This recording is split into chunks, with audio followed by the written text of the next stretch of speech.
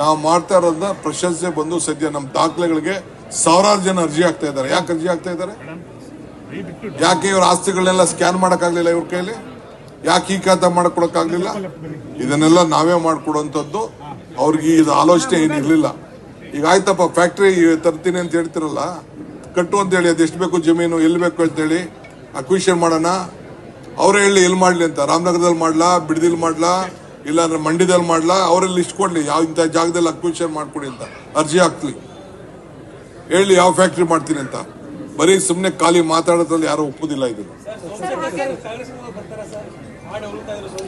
ಎಲ್ಲ ಬಿಡಿ, ಅದೆಲ್ಲ ಪ್ರಶ್ನೆ ಇಲ್ಲ. MLA ಏನ್ ಡ್ಯೂಟಿ ಮಾಡ್ಬೇಕು ಮಾಡ್ತಾ ಇದ್ದಾರೆ.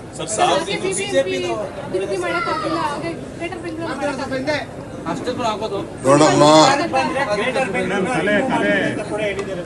ಏನ್ ಬೇಕಾದ್ರೂ ಅಧಿಕಾರ ಬಂದಾಗ ಮಾಡ್ಲಿ. ಅವ್ರ ಹಣೆಲೂ ಬರೋದಿಲ್ಲ, ಪವರು ಬರೋದಿಲ್ಲ. ಇದೇನಿದೆ ಮುಂದುವರಿತದೆ. ಈಗ ಎಲೆಕ್ಷನ್ ನಿಲ್ಲಲ್ಲ ಅಂತ ಡಿಕ್ಲೇರ್ ಮಾಡ್ಲಿ, ಸಾಕು ನೋಡೋಣ. ಈಗ ಎಲೆಕ್ಷನ್ ಮಾಡ್ತೀವಲ್ಲ ಫೆಬ್ರವರಿಗೆ, ನಾನು ಬೇಡ, ನಾನು ಹೆಂಗ್ ಡಿಸಾಲ್ವ್ ಮಾಡ್ತೀನಿ ಅಂತ ನಿಲ್ದೇ ಇರ್ಲಿ, ನೋಡೋಣ. ಎಲ್ಲ ರೆಡಿ ಆಯ್ತವ್ರೆ ಅವ್ರ ಕಾರ್ಯಕರ್ತರೆಲ್ಲ ನಿಂತ್ಕೊಳಕ್ಕೆ.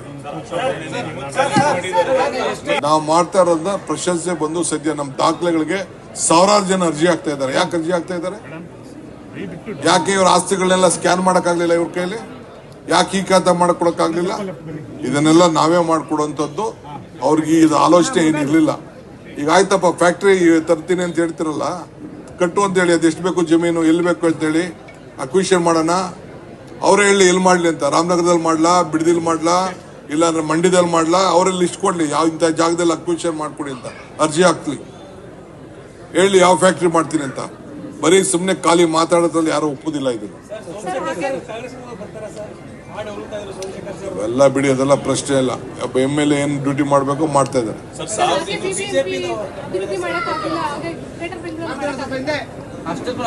ನೋಡಮ್ಮ, ಏನ್ ಬೇಕಾದ್ರೂ ಅಧಿಕಾರ ಬಂದಾಗ ಮಾಡ್ಲಿ. ಅವ್ರ ಹಣೆಲೂ ಬರೋದಿಲ್ಲ, ಪವರು ಬರೋದಿಲ್ಲ. ಇದೇನಿದೆ ಮುಂದುವರಿತದೆ. ಈಗ ಎಲೆಕ್ಷನ್ ನಿಲ್ಲಲ್ಲ ಅಂತ ಡಿಕ್ಲೇರ್ ಮಾಡ್ಲಿ, ಸಾಕು ನೋಡೋಣ. ಈಗ ಎಲೆಕ್ಷನ್ ಮಾಡ್ತೀವಲ್ಲ ಫೆಬ್ರವರಿಗೆ, ನಾನು ಬೇಡ, ನಾನು ಹೆಂಗ್ ಡಿಸಾಲ್ವ್ ಮಾಡ್ತೀನಿ ಅಂತ ನಿಲ್ದೇ ಇರ್ಲಿ, ನೋಡೋಣ. ಎಲ್ಲ ರೆಡಿ ಆಯ್ತವ್ರೆ ಅವ್ರ ಕಾರ್ಯಕರ್ತರೆಲ್ಲ ನಿಂತ್ಕೊಳಕ್ಕೆ.